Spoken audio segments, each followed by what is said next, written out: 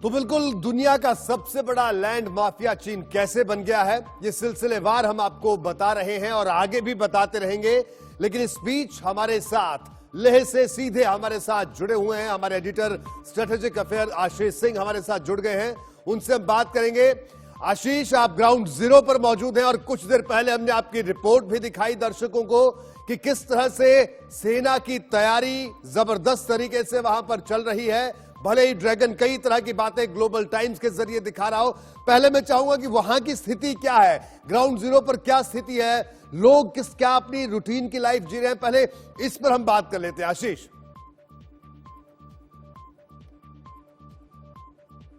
बिल्कुल रोहित, काफ़ी सन्नाटा है। अगर इक्का दुक्का आप लोकेशन छोड़ दें तो पूरे लेह लद्दाख में सनसेट के बाद में, क्योंकि एक हवा में ही युद्ध वाली बात चल रही है। और जब मैं लोगों से बात कर रहा था, पूछ रहा था, तो उन्होंने कहा था कि कारगिल के बाद में 2 दशकों में पहली बार इस तरह का टेंशन है। क्योंकि जब आपके सर के ऊपर फाइटर जेट्स मंडरा रहे हैं, हेलीकॉप्टर अटैक हेलीकॉप्टर्स हैं, और जो एक्टिविटीज़ है एयर एक्टिविटीज़ एयरफोर्स की, आर्मी एविएशन की काफ़ी बढ़ गई है, ऐसे में काफ़ी स्ट्रेस हो जाता है लोगों को।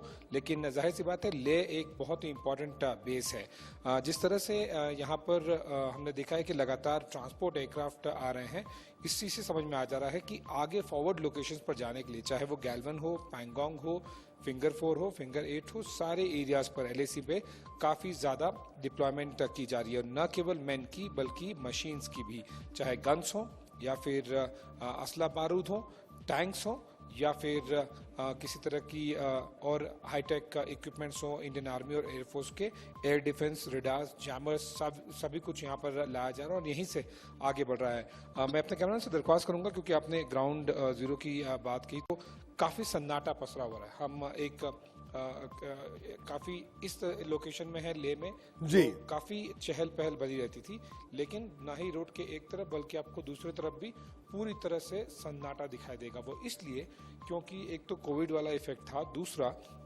जिस तरह से हमने देखा कि पिछले 5 दिनों में यहाँ पर एक्टिविटी काफ़ी बढ़ गई है।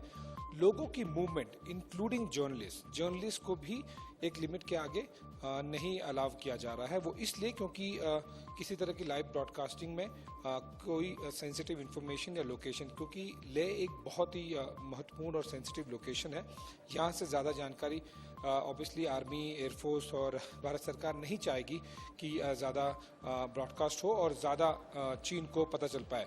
पर ऑब्वियसली नॉर्मल रिपोर्टिंग की जा सकती है, ना कि बहुत ज़्यादा एसेट्स को लेकर या फिर लाइव ब्रॉडकास्ट, जो कि फाइटर जेट्स वगैरह कुछ गैर जिम्मेदारा तरीके से चैनलों ने किया भी था। लेकिन हम इंडिया न्यूज़ पर और ITV नेटवर्क पर इस बात का बहुत सेंसिटिवली ख्याल रख रहे हैं कि इस तरह की कोई भी गतिविधि और कवरेज न हो जिससे चीन को फायदा पहुंचे और भारतीय सेनाओं को नुकसान। रोहित। बिल्कुल आशीष, आपने बताया कि किस जिम्मेदारी से इंडिया न्यूज इस पूरे जो घटनाक्रम है इसको रिपोर्ट कर रहा है। आप खुद ग्राउंड जीरो पर इसीलिए मौजूद हैं। आशीष, इसके अलावा लोगों से आपने जिस तरह से करगिल का जिक्र किया कि करगिल के बाद एक बार फिर से उसी तरह का माहौल है, लेकिन जिस गुस्से की हम बात कर रहे हैं जो चीन ने किया, क्या वो गुस्सा भी, जो लोगों से आपकी बातचीत हुई, वो गुस्सा भी वहां देखने को मिल रहा है वहां लोगों में?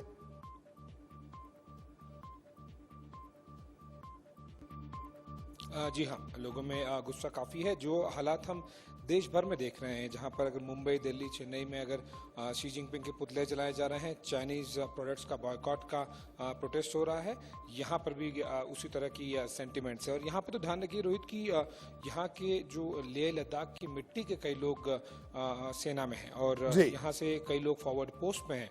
तो ये न केवल एक देश और पेट्रियोटिज्म वाली बात है, बल्कि उनके बच्चे, उनके भाई, उनके पिता चीन के साथ लड़ रहे हैं। तो उसके मद्देनज़र भी यहाँ पर जो इंटेंसिटी है उस फीलिंग की काफ़ी ज़्यादा बढ़ जाती है। लेकिन हम जिस तरह से एक्टिविटीज़ देख रहे हैं, देखिए युद्ध किसी को नहीं चाहिए। एक्टिविटीज़ से ये साफ नज़र हो रहा है कि भले ही युद्ध ना हो, लेकिन ये युद्ध के बादल जल्दी हटने वाले हैं नहीं। जिस तरह से आर्मी और आर्मी एविएशन और इंडियन एयरफोर्स यहाँ पर प्रिपरेशन कर रही है और मेरीटाइम डोमेन में नेवी प्रिपेयर प्रिपरेशन कर रही है, ये प्रिपरेशन लॉन्ग टर्म वाले हैं। मैं लगातार ऑब्जर्व कर रहा हूँ कि किस तरह से ट्रांसपोर्ट एयरक्राफ्ट आ रहे हैं, अटैक हेलीकॉप्टर्स, फाइटर जेट्स, कम से कम 5 गुना मैं कह रहा हूँ रोहित, फाइटर जेट्स की एक्टिविटीज़ बढ़ गई हैं। जो भी बेस्ट एसेट्स हैं इंडियन आर्मी के पास, इंडियन एयरफोर्स के पास, वो यहाँ पर ऑलरेडी ला दिए गए हैं और फॉरवर्ड लोकेशंस पर मूव कराए जा रहे हैं। ऐसे में जब हमें पता है कि काफी दिनों तक ये टेंशन बने रहने वाला है, युद्ध के बादल घिरे रहने वाले हैं, जी। तो जाहिर सी बात है लोगों की रातों की नींद यहाँ पर हराम हो जाती है। लेकिन क्योंकि ये देश का मसला है तो सब एक साथ में जुटे हुए हैं। सिविल लेवल पर जो भी लोग मिलिट्री को सपोर्ट कर सकते हैं वो कर रहे हैं। बिल्कुल आशीष, आप वहां पर बने रहिए और लगातार ग्राउंड जीरो से आप दर्शकों